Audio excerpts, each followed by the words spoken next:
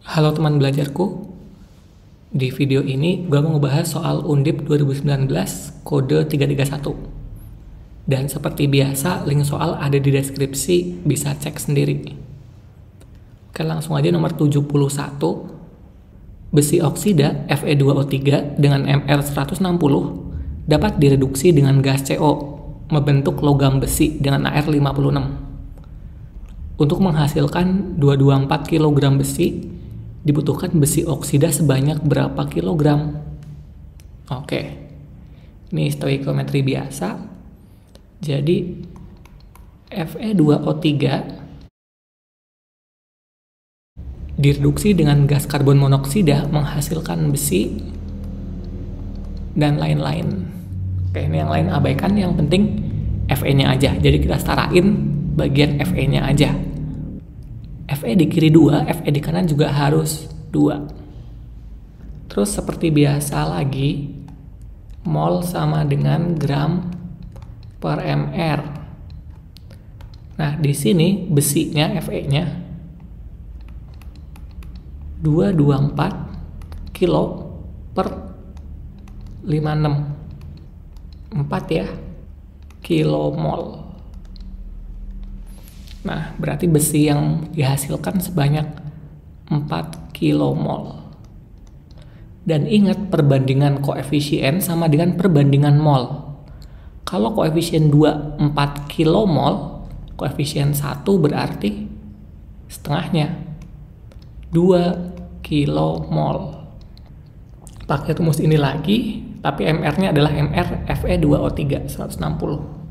Berarti massa Fe2O3 2 kilomol dikali 160, 320 kilogram. Cek jawabannya. Jadi ini nggak harus gram, boleh juga kilogram, tapi nanti hasilnya kilomol kayak gitu. Boleh juga nanti miligram, tapi hasilnya milimol. Yang penting massa per mr atau per ar. Ada juga cara yang kedua. Kalau di kelas 10 ingat massa unsur dalam senyawa. Jadi di Fe2O3 ini mengandung besi.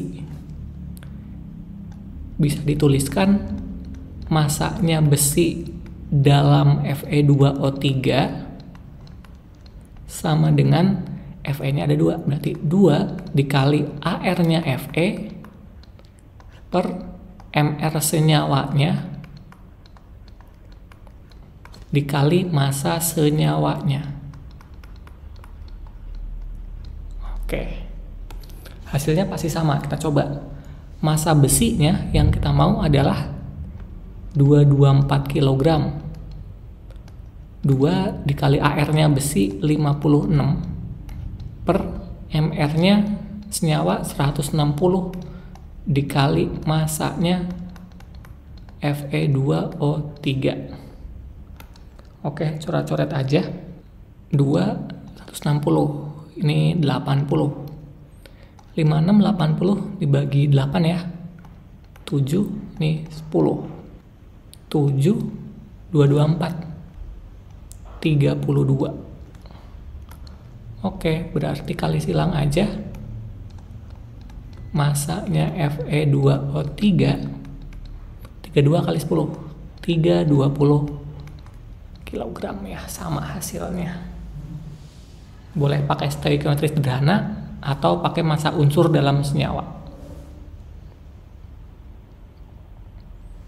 Oke, next 72. Bila tersedia larutan HCl 1 molar dan 0,5 molar, maka volume HCl 1 molar yang harus ditambahkan ke dalam 50 ml HCl 0,5 molar agar terbentuk larutan HCl 0,6 molar adalah. Oke, jadi ada 2 larutan HCl dengan konsentrasi berbeda.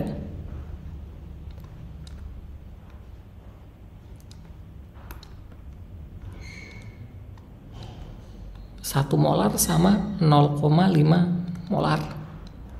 Terus mereka mau dicampurin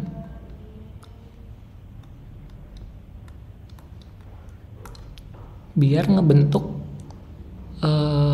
HCl 0,6 molar.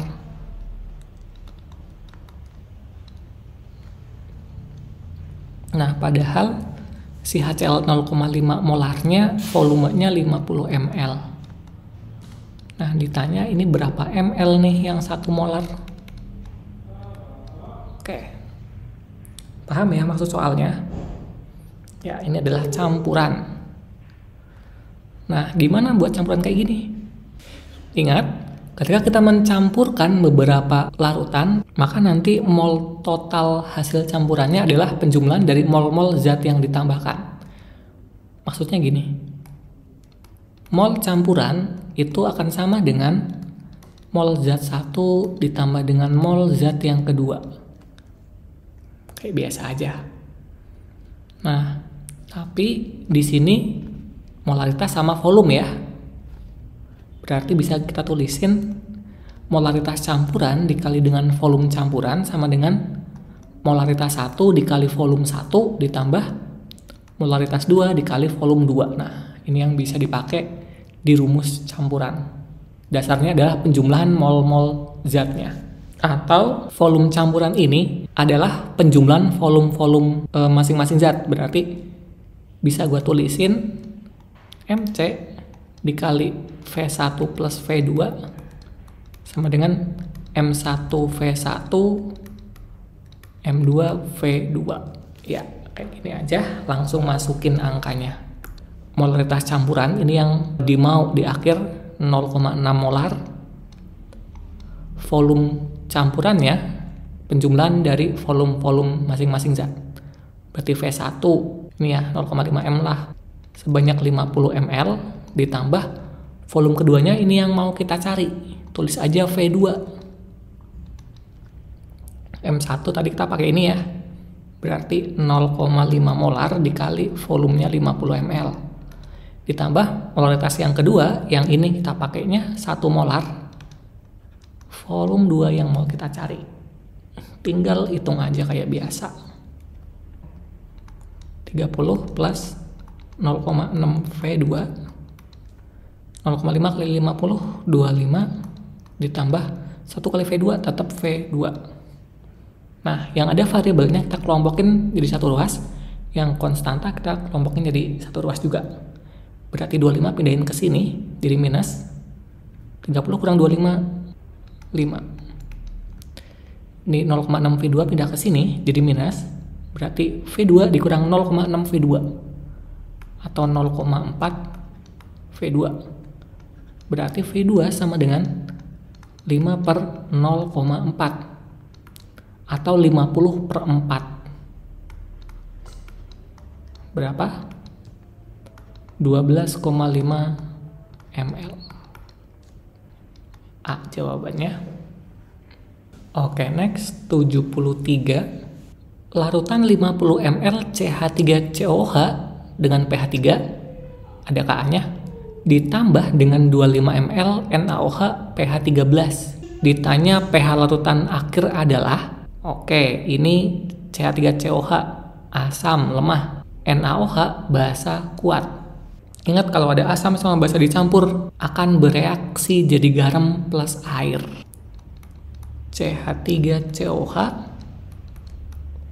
NaOH jadi garam, CH3CONa natrium asetat, dan air buat mula-mula reaksi sisa, karena kondisi di sisa ini yang akan menentukan nanti pH akhirnya kayak gimana.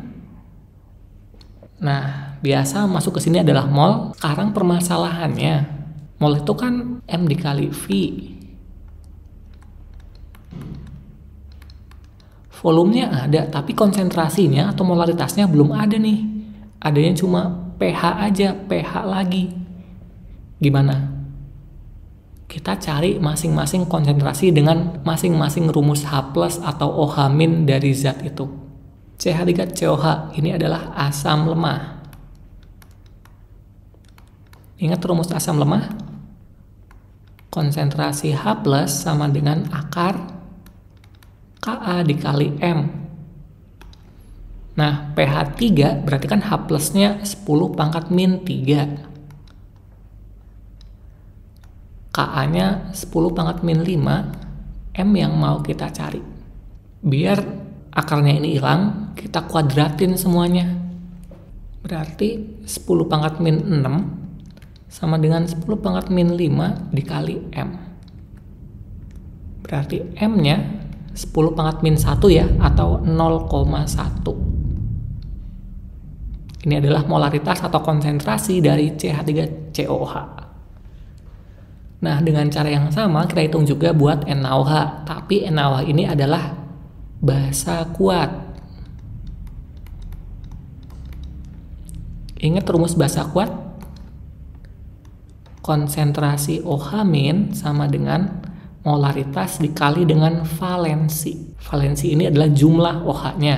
Di sini NaOH, OH-nya cuma 1, berarti valensinya 1. Oke. pH 13 berarti pOH-nya